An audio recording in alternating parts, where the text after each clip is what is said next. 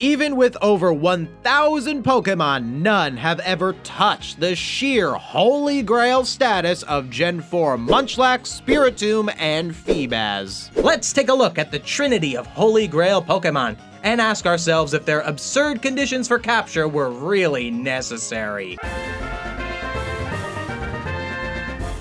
In Pokemon Diamond, Pearl, and Platinum, your rival has one team member that always makes me go, oh yeah, that Pokemon's in Sinnoh, Snorlax. The reason I don't often associate Snorlax with the Sinnoh region is because even though I've played through the region many times, it never ended up on my team. This is because Snorlax's pre-evolution, Munchlax, is one of the most difficult Pokemon to encounter not just in the Sinnoh region, but in the entire Pokemon franchise. Munchlax is encountered through honey trees. For those that don't know, honey trees are an alternate encounter method in the Sinnoh games where the player can use an item called honey on these yellow trees, which will then spawn a Pokemon after 8 real-life hours. The Pokemon encountered through this method cannot be encountered by any other means in Sinnoh, with the exception of Wurmple and friends, who serve as the proverbial zonk of the honey tree. Honey trees succeed as a meaningful alternative encounter method because, since you have to wait real-world hours, the Pokemon have this sense of exclusivity to them.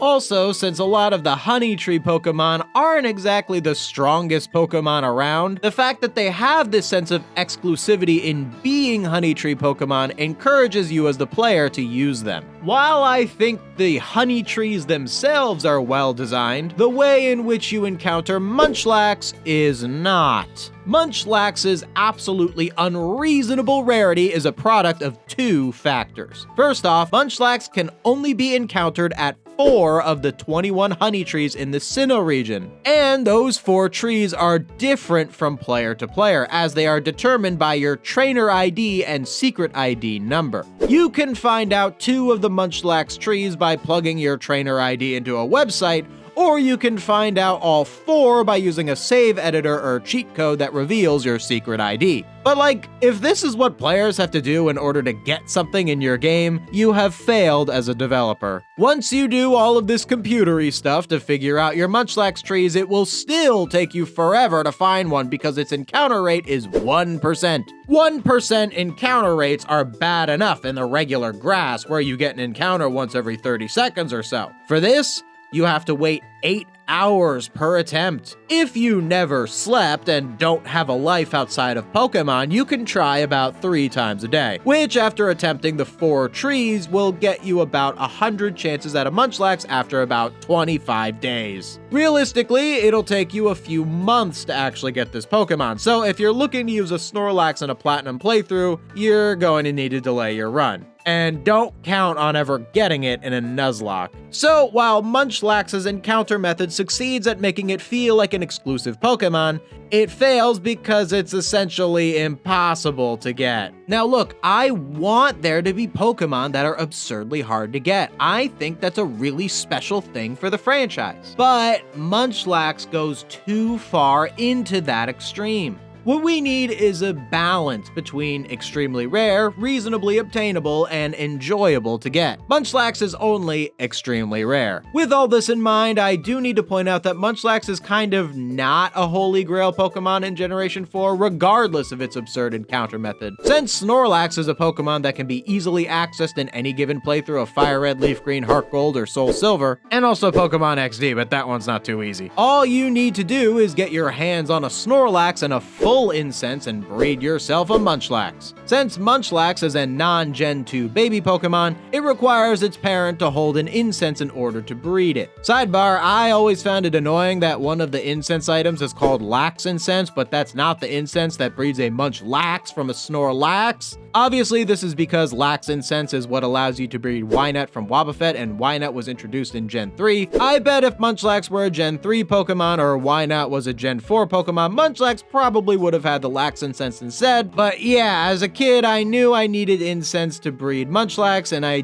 didn't read which one, so I assumed it was obviously lax incense. That's how I learned to always read the fine print on Pokemon wikis. With that in mind, Munchlax is actually really easy to get a hold of if you want to complete your Pokedex, but if you want to use it in a regular Sinnoh playthrough without trading, you're gonna have a difficult time. Oh yeah, I also need to address that Munchlax is available in the final Pokewalker course called Quiet Cave, which requires the player to take over 2 million real-life steps with the Pokewalker to unlock. This alternate encounter method definitely does not rob Munchlax of its Holy Grail status, since that is quite an achievement. You can hear more about this crazy Pokewalker encounter as well as the other rarest Pokewalker Pokemon in my Pokewalker's Rarest Encounters video, link in the description. Keeping on the subject of the Pokewalker, Munchlax also appears in an event Pokewalker course which was distributed over Wi-Fi from May 6th to June 25th, 2010. This event Pokewalker course, Munchlax knows self-destruct, which is the only way to get that move on that Pokemon. There are a few things I would do to fix Munchlax's crazy honey tree encounter method. First off, let's crank that encounter rate from 1% to 5% so that players aren't waiting too long once they discover the Munchlax trees. I like the idea that it only appears on certain honey trees, as it encourages you to try every honey tree in the region, but I don't think it's good game design for the game to give you no indication of what those honey trees are, as that only leads players to look for a guide or hack their games to find out which honey trees are which. I would rather have the players be challenged to search for the Munchlax tree, but at the same time, I wouldn't want players to just be mindlessly trying trees forever. I think I've come up with a good idea on how to indicate to a player which tree is a Munchlax tree without having to encounter the Munchlax. There should be a different, more common Pokemon that only spawns on Munchlax trees. This Pokemon shouldn't be any of the Honey Tree exclusive Pokemon, as I don't want to change any of their rarities. And it shouldn't be the Wurple family either, as they need to act as the dud encounter. And of course, it needs to be a Pokemon that exists within the Diamond and Pearl Pokedex. My choice, Kricketune. It's perfect! Since Kricketune already appears elsewhere in the game, it wouldn't make Kricketune only exclusive to certain trees. It's also a bug type, so it fits the honey tree theme. I think Munchlax trees should have a 50% chance to encounter Kricketune. That way, while you're searching the region trying different trees,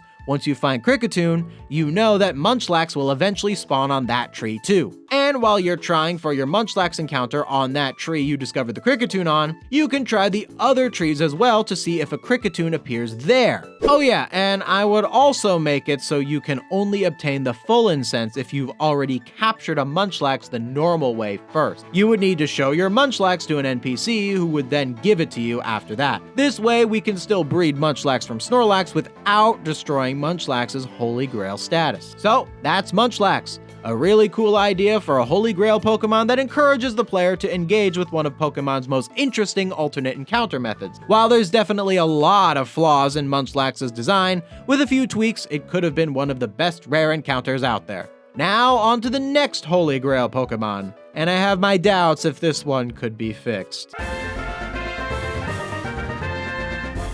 I am not sure if the developers intended for Spiritomb to be seen as a Holy Grail Pokemon. Unlike Munchlax and the next Pokemon this video is going to cover, Spiritomb doesn't appear as some sort of special random encounter. It's actually a static encounter. Usually, static encounters are some of the most commonly owned Pokemon around. I mean, they literally appear in front of every player. However, the way to trigger Spiritomb's static encounter is so convoluted that most players, including myself, just didn't feel like doing so. The first thing you need to do in order to get Spiritomb is to obtain an item called the Odd Keystone. If you're trying to find the Odd Keystone in the underground, it's going to take a long time, as its chance to spawn is extremely low. However, you can just get one from this guy standing behind a tree, so it being in the underground is not significant. There's also a hidden one in Twin Leaf Town, which no one in a million years would ever be able to find unless they compulsively use the dowsing machine on every inch of the region. Once you get the Odd Keystone, you place it into this little pile of rocks. After that, in order to get Spiritomb to spawn, you have to go to the underground and interact with 32 real players and then come back up and encounter Spiritomb. Now, let's break down what the game is actually expecting players to do in order to get Spiritomb. The game expects us to, in our everyday lives, encounter 32 other people who own a copy of Diamond, Pearl, or Platinum, and want to do the minor piece of side content that is the Underground. When I played these games as a kid, I was more interested in battling and trading with my friends. No one was ever like, oh yeah, let's just go to the Underground and walk around. Yeah, fun. Even back in the day when these games were new, who knew that many people with Pokemon games? Now, you don't actually have to know 32 different people in order to get Spiritomb. You can just go in the Underground, interact with the other person, go back up, and then come back down. Rinse and repeat 32 times. But like, obviously this is just an oversight. The intended way to get Spiritomb is for you to interact with 32 different people. Who made this decision? Why 32? Why do you do these things, Pokemon developers? The unintended way of getting Spiritomb is pretty awful too. Not only do you need 2 DSs and 2 Sinnoh-based games, but you have to save your game every time you go down into the Underground, since it uses Wi-Fi features. And you know how long saving takes in Gen 4. There's 2 ways I could fix Spiritomb. The first way would be to completely get rid of all this interact with players nonsense and also get rid of the NPC who gives you the odd keystone, as well as the hidden odd keystone, which would make the odd keystone only available in the Underground. Then the odd keystone would simply trigger the Spiritomb battle once you get a hold of it. Essentially, getting Spiritomb would be a lot like getting the fossil Pokemon, except it's rarer and you have to battle it. The other way I could fix Spiritomb is to keep the NPC who gives you the odd keystone, but lower the number of Underground people you need to interact with to 5 while getting rid of the cheese strat of going up and down, forcing you to interact with 5 authentic different people. But the problem with both of my fixes is that they rob Spiritomb of its Holy Grail status and simply make it just a kinda rare Pokemon. Also, Spiritomb appears in the Quiet Cave Pokewalker course. Honestly, I see Quiet Cave as the main way of getting Spiritomb, and having Spiritomb be the big prize for the Pokewalker is a far better place for it than the talk to 32 people Pokemon. So between Munchlax and Spiritomb, I really haven't been too impressed with Pokemon's ability to create Holy Grail encounters. While these Pokemon are undeniably extremely hard to get a hold of, they still don't strike the proper gameplay balance I was talking about earlier. They're only really hard to get. They aren't fun to get. Let's see if our final Holy Grail Pokemon succeeds in this. Of the 3 Holy Grail Pokemon I mentioned in this video, this is the only one that is truly a Holy Grail. Munchlax can be bred, Spiritomb can be manipulated, but Feebas, there's no trick.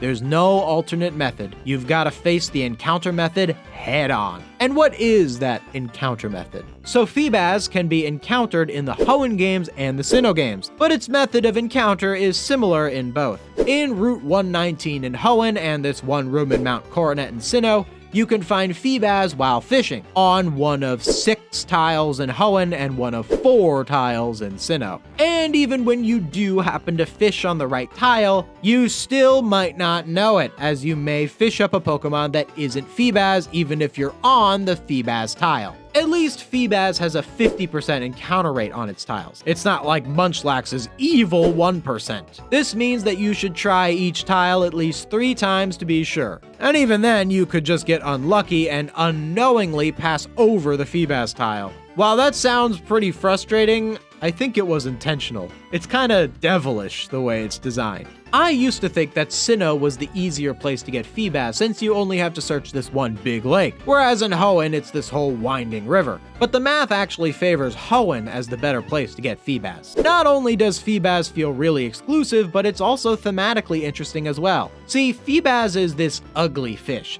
It's almost like a worse Magikarp, if that's even possible. So why is this ugly fish so hard to get a hold of? Well, it evolves into Milotic, which is a beautiful looking, powerful Pokemon. Even the way to evolve Feebas is interesting, making you have to create Pokeblocks or Poffins that raise its contest beauty stat. This encourages the player to engage with yet another one of the game's mechanics. Oh yes, Also, Feebas is in the Quiet Cave Pokewalker course, just like the other two Holy Grails. Not sure if it's easier to get that Pokewalker course as opposed to finding Feebas itself, but if you're a big Pokewalker fan who was going to put in the steps anyway, the Quiet Cave method is probably the best way to go. Munchlax was too impossible to find without breaking into the game's code, and Spiritomb's encounter method would either take too long to reasonably achieve, or is just downright tedious. But fishing for Feebas and hoping for one tile, it's the perfect balance of diabolical and achievable. And I'm sure I would have felt a really strong sense of accomplishment if I ever actually committed to finding a Feebas instead of just using an action replay code to automatically encounter it.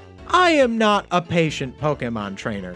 All three of the Pokemon I mentioned in this video are no longer special. Sure, they've never been crazy common or anything, but since Generation 5, they can be obtained relatively easily. As of today, they are not something that I would consider a holy grail at all. I think it would have been better if Pokemon respected these three as the super rare specimens they are, and committed to keeping them as difficult to obtain as they were in their original games. The one I'm most disappointed for is Feebas. It's nothing more than a semi-rare fishing encounter now, and its special evolution method has been replaced by a simple trade evolution item called the Prism Scale. I get changing its evolution method since Pokemon contest stats don't exist anymore, but I don't get why future games with Feebas couldn't have had a dedicated area with special Feebas tiles like Hoenn and Sinnoh had. Although that would have only lasted a few generations because fishing doesn't even really work like that anymore. I don't think Pokemon is interested in making Holy Grail Pokemon anymore. On one hand, I understand why.